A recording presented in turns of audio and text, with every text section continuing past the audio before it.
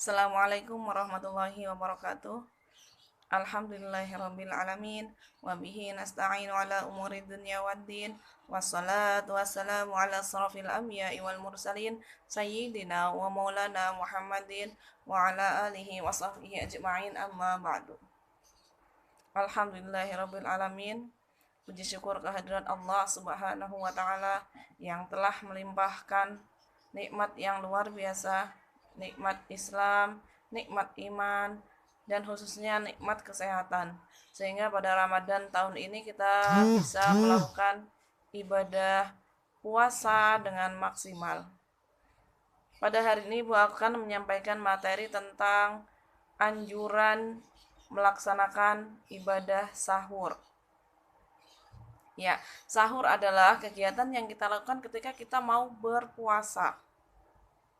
Jadi ketika kita mau berpuasa diawali dengan kegiatan sahur. Sahur ini hukumnya adalah sunat. Jadi kalau sunat ketika dilaksanakan kita mendapat pahala, dan ketika kita tidak melaksanakan kita tidak akan berdosa. Tapi alangkah sayang sekali ketika sahur ini yang kegiatannya enak, kegiatannya makan, dapat pahala, kok kita tidak melaksanakan. Ya, akan rugi. Kegiatannya enak, dapat pahala, kok kita tidak melaksanakan, itu rugi sekali. Jadi sahur ini adalah amalan sunnah yang penuh dengan berkah.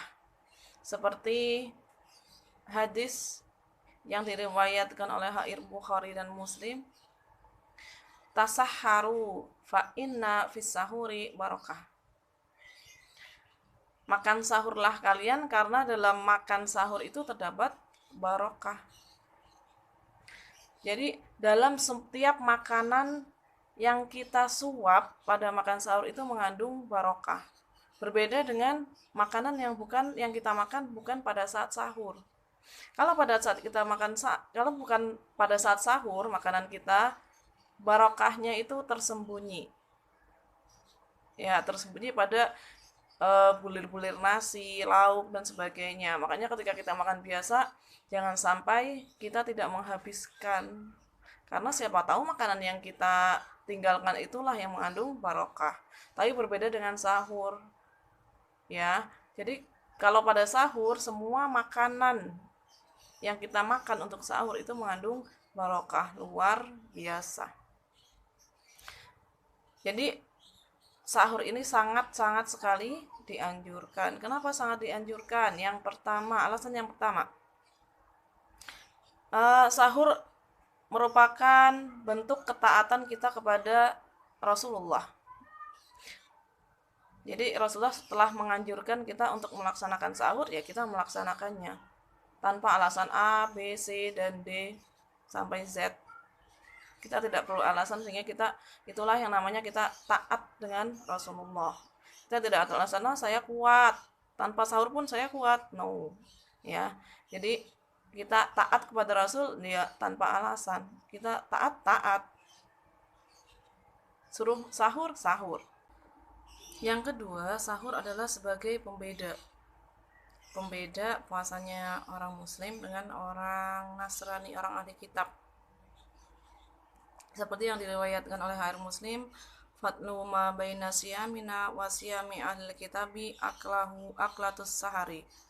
Perbedaan antara puasa kita dan puasa ahli kitab Yahudi dan Nasrani adalah makan sahur. Jadi kalau mereka tidak ada tuh istilah sahur.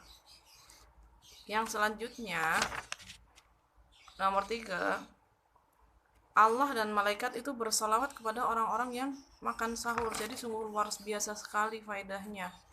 Jadi di sini faedah sahur itu tidak hanya masalah perut saja, tidak hanya masalah fisik, tapi masalah akhirat. Yang keempat, sahur menjadi penyebab doa dan zikir dikabulkan. Waktu sahur adalah dilakukan di sepertiga malam terakhir, di mana waktu itu adalah waktu yang sangat mustajab. untuk kita meminta kepada Allah, untuk kita berdoa kepada Allah.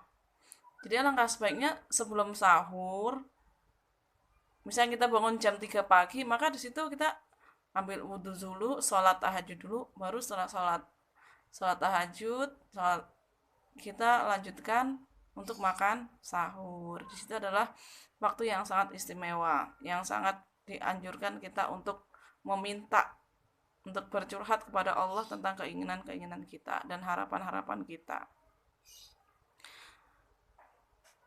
Faedah yang nomor 5 adalah sahur itu memberikan kekuatan fisik. Jadi dengan bersahur diharapkan kita bisa menahan haus dan lapar dari terbit fajar sampai terbenam matahari. Sehingga kita kuat, jadi tidak ada alasan kita untuk bermalas-malasan, untuk tidak beraktivitas. Jadi puasa itu tidak menjadi penyebab seorang itu tidak melakukan apa-apa. Ketika kita biasa melakukan aktivitas, bekerja, atau yang lain sebagainya, ya itu yang kita lakukan, tanpa menjadikan puasa sebagai alasan.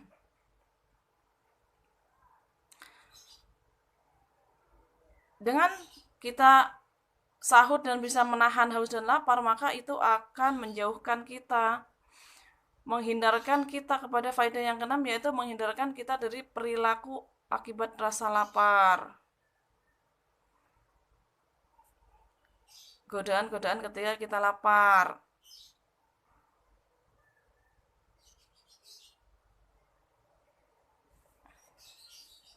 Jadi tidak ada lagi lihat makanan itu kita tergoda, karena kita sudah sahur. Jadi sudah ada energi cadangan yang dimiliki oleh tubuh kita sampai nanti kita saatnya berbuka puasa. Faedah yang nomor 7, ya menambah kekuatan untuk melakukan ibadah. Jadi badan kita nggak lemas. Jadi kita mau habis sholat fardu tadarus, habis sholat subuh tadarus, habis sholat zuhur tadarus, habis sholat asar tadarus, sehingga target kita beribadah di bulan Ramadan akan terpenuhi. Jadi puasa itu tidak menjadi alasan.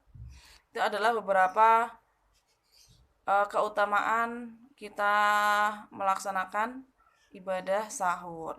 Lalu kapan sahur itu dilaksanakan? Kita mengenal ada imsak. Tuh, misalkan, Bu, saya baunya kesiangan. Pas bangun saya sudah waktunya imsak. Boleh nggak kita sahur?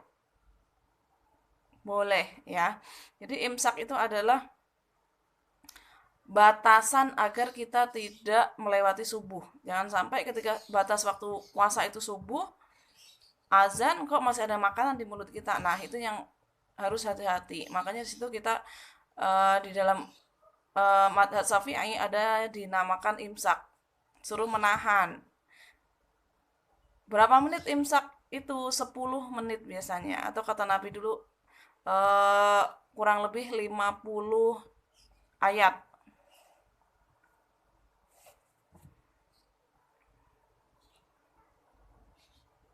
Jadi harus hati-hati ketika sudah masuk waktu imsak, maka ketika kita sudah bersahur ya sebaiknya berhenti. Tapi kalau memang keadaannya kita baru bangun, ya silahkan untuk bersahur, minum yang sekiranya sebelum azan subuh itu kita sudah selesai. Dan jangan lupa diniatkan di situ. Nawaitu shauma ghadin an adai fardhi syahri ramadhana hadis nanti lillahi ta'ala. Di situ kita jangan lupa untuk melaksanakan niatnya. Ya, mungkin cukup materi anjuran sahur Ibu berikan. Semoga bermanfaat. Dan mari kita semua juga berdoa semoga kita semua di rumah diberikan kesehatan sehingga kita bisa terus belajar dengan baik di rumah, dan semoga bencana atau wabah COVID-19 ini segera selesai. Demikian yang dapat Ibu sampaikan, kurang lebihnya Ibu mohon maaf. Wabillahi taufik wal hidayah. Wassalamualaikum warahmatullahi wabarakatuh.